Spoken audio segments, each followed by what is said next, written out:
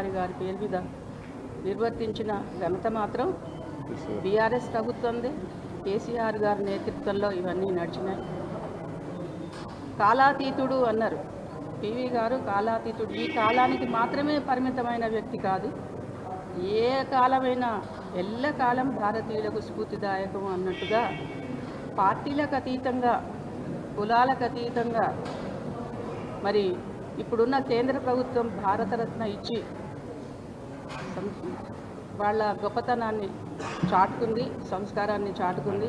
మనం అందరం కూడా పివి గారిని మనం స్ఫూర్తిగా తీసుకుని ఒక చదువు వల్ల ఏం సాధించవచ్చు, ఒక మేధా సంపత్తి దేశానికి ఎంత అవసరం అనేది దానికి వ్యక్తిత్వానికి నిదర్శనం పివి గారు. మనం అందరం ఆయన అడుగుజాడల్లో నడుద్దాము. మీరందరూ కూడా ఈ దేశ భవిష్యత్తుని, స్పెషల్లీ చాలామంది ఇక్కడ యువత ఉన్నారు, మీరందరూ కూడాను పివి గారిని చదవండి. అంటే ఒక సామాన్య వ్యక్తి ఎక్కడి దాకా పోవచ్చు అనేది. అతిపెద్ద డెమోక్రసీ మన దేశం, భారతదేశం. ఈ దేశానికి 150 కోట్ల ప్రజలకి ఒక ప్రధాని ఈ దేశం, ఈ తెలంగాణ గడ్డ నుంచి వచ్చిందంటే మనందరికీ చాలా గర్వించదగ్గ విషయం. అది స్ఫూర్తిగా తీసుకుని మనం అందరం కూడా బాగా చదువుకుని ఉన్నతులు అయ్యి ప్రపంచానికి అందరికీ కూడాను, ప్రపంచ దేశాలందరికీ కూడా మన కోసం చూస్తున్నారు. ఎందుకంటే ఇండియా యంగ్ ఇండియా. ఈ దేశంలో ఉన్నంతమంది హెచ్ఆర్ అంటే హ్యూమన్ రిసోర్స్ ప్రపంచంలో ఎక్కడా లేదు.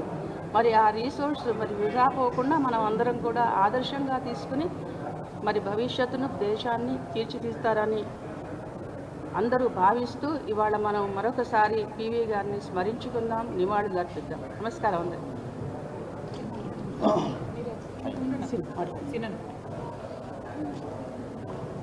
తెలంగాణ ముద్దుబిడ్డ, బహుభాషా కోవిదుడు, గొప్ప మేధావి, దేశంలోనే ఒక విద్యా వ్యవస్థలు కావచ్చు, న్యాయ వ్యవస్థలు కావచ్చు, అనేక మార్పులు తెచ్చి దేశానికి గొప్ప పేరు తెచ్చినటువంటి, అనేక సంస్కరణలు తెచ్చినటువంటి మహనీయుడు పివి నరసింహారావు గారు. వారిని కేసీఆర్ గారు మన తెలంగాణ బిడ్డ, ఇలా దేశాన్ని పరిపాలించినటువంటి గొప్ప వ్యక్తి. ఇలా జవహర్ నవోదయాలు కావచ్చు, సర్వేల్ స్కూల్స్ కావచ్చు, అనేక రంగాల్లో మరి భారతదేశంలో మార్పు తేవడానికి గొప్ప కారకుడైనటువంటి ఈ మహనీయుని మనం ప్రపంచ స్థాయిలో కూడా గుర్తింపేటట్టు చేయాలని చెప్పి, దేశం మొత్తం గర్వపడేటట్టు చేయాలని చెప్పి, వారు పుట్టిన స్థలంలో కూడా టూరిజం ఆధ్వర్యంలో ఒక మ్యూజియం ఏర్పాటు చేయాలని చెప్పి, ఆ ప్రాంతాన్ని అత్యంత అద్భుతంగా చరిత్రలో నిలిచిపెట్ట చేయాలని చెప్పి కూడా మరి కోట్లాది రూపాయలు వెచ్చించి అక్కడ కూడా చేయడం జరిగింది.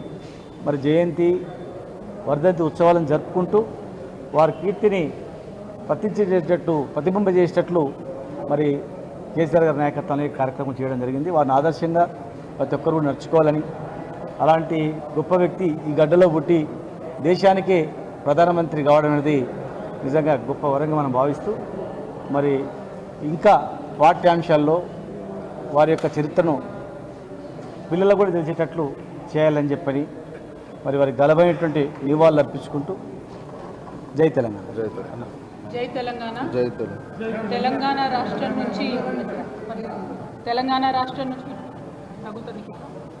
తెలంగాణ రాష్ట్రం నుంచి వచ్చినటువంటి, భారతదేశానికి ప్రధానిగా చేసినటువంటి గొప్ప వ్యక్తి, మహనీయుడు, సాహితీ ప్రియుడైనటువంటి పివి నరసింహారావు గారు కేవలం ఆయన గాంధీ కుటుంబానికి సంబంధించినటువంటి వ్యక్తి కాదు కాబట్టి ఢిల్లీలో ఇవాళ ఆయనకు ఒక స్మారక స్తూపం కూడా లేదు. అందరు మాజీ ప్రధానులకు స్మారక స్తూపం ఢిల్లీలో ఉంటుంది, కానీ పివి నరసింహారావు గారికి మాత్రం స్మారక స్తూపం కూడా నిర్మించకుండా అదే ఆయన డెవలప్ చేసి, ఆయన పెంచి పోషించి 5 ఏళ్ళు సమర్థవంతంగా కాంగ్రెస్ పార్టీ లార్జెస్ట్ పార్టీగా ఉన్న సంకీర్ణ ప్రభుత్వాన్ని నడిపినటువంటి గొప్ప మహనీయుడు పివి నరసింహారావు గారు. కనీసం ఆయనకు ఒక స్మారక స్తూపం కట్టకుండా వారిని కాంగ్రెస్ పార్టీ అవమానించడం, అవసాన దశలో చాలా రకాలుగా కేసులు పెట్టి లీగల్గా ఇష్యూస్ చేసి ఇబ్బంది పెట్టినటువంటి సందర్భంలో కూడా మన తెలంగాణ బిడ్డ మరి అన్ని కేసులను ఎదుర్కొని ఒక మంచి క్లారిటీతోని క్లియరెన్స్ వచ్చిన తర్వాత కేసెస్ చాలా తన ప్రతిష్ట పెరగడం కూడా జరిగింది. సో కాంగ్రెస్ పార్టీ యొక్క వ్యక్తిత్వం, నేచర్ ఎట్లాంటిది అన్నది ఒక్క పివి నరసింహారావు గారి ఎపిసోడ్ చూస్తేనే మనకు తెలిసిపోతుంది. కాబట్టి ఈరోజు కేసీఆర్ గారు తెలంగాణ రాష్ట్రం ఏర్పడిన వెంటనే మన బిడ్డను మనం గౌరవించుకోవాలి. తెలంగాణ బిడ్డ ప్రధానమంత్రిగా అయినటువంటి వ్యక్తి, వారి గొప్పతనాన్ని ముందు తరాలకు అందించాలి అని చెప్పి వారు మెమోరియల్ని పివి మెమోరియల్ని మనకు నిర్మించడం నెక్లెస్ రోడ్లో, అట్లానే పివి నరసింహారావు గారికి సంబంధించి అనేక కార్యక్రమాలు చేయడం, శత జయంతి సంవత్సరం చేసినప్పుడైతే చాలా గర్వంగా అనిపించింది. ప్రపంచవ్యాప్తంగా మన వాళ్ళందరూ కూడా మనం ఉత్సవాలు చేసుకోవడం జరిగింది. ఆస్ట్రేలియా లాంటి ప్లేస్లో పివి నరసింహారావు గారి విగ్రహాన్ని ప్రతిష్టాపన చేయడం జరిగింది. సో అట్లా ఎంతో గొప్పగా పివి నరసింహారావు గారిని ఆకాశం ఎత్తుకే మనం చూపించుకున్నాము, వారిని కాపాడుకున్నాము. వారి గౌరవాన్ని ఇక ముందు కూడా అలాగే కాపాడుకుంటూ ఇప్పుడున్నటువంటి రాజకీయ నాయకులందరూ కూడా పివి నరసింహారావు గారు స్ఫూర్తిగా నిలుస్తారని చెప్పి నేను భావిస్తూ ఉన్నాను.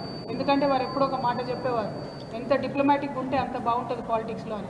కానీ ఇవాళ ఉన్నటువంటి సందర్భంలో పాలిటిక్స్ ఇక్కడ ప్రత్యేకించి కాంగ్రెస్ పార్టీకి సంబంధించిన వారిని చూస్తూ ఉంటే మరి పివి నరసింహారావు గారి దగ్గర నుంచి ఏమి కూడా వారు నేర్చుకున్నట్టుగా బాధగా అనిపిస్తూ ఉన్నది.